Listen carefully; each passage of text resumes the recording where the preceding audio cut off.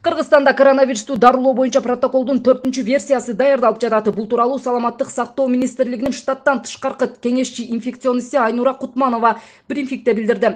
Анын айтымында протокол түзүп жаткан эксперттер коронавирус боюнча жаңы маалыматтарды топтоп, ага анализ кылып, бейтапка ылайык келген сунуштарды документке киргизип жатат.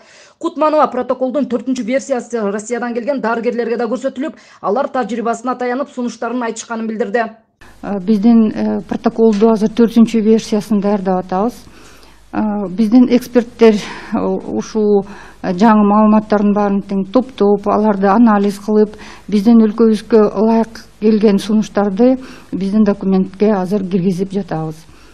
Андан тышкары ушу 4-версиянын клиникалык протоколу Москвадан жана Уфадан келген докторлор менен да талкуулоо өткөрдүк.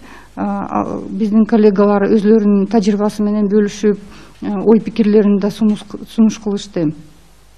Мындай жалпы айтканда 4-протоколго эксперименталдык бир да дары дармек киргизилген жок. Анткени бүгүнкү күнгө чейин вируска каршы дарылар өзлөрүнүн эффектүүлүгүн көрсөткөн жок. Ошон үчүн биздин протоколго аларды киргизген жокпуз.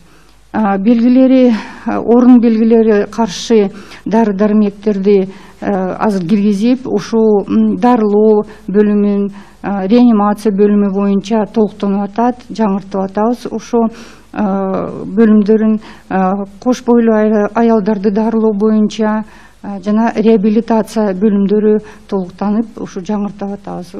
Эске салсак, өлкөдө коронавирус жуктуруп алгандардын саны 38.569 жетип, анын ичинен 30.099 айыкты. Тилекке каршы оору 1.147 адамдын өмүрүн алды.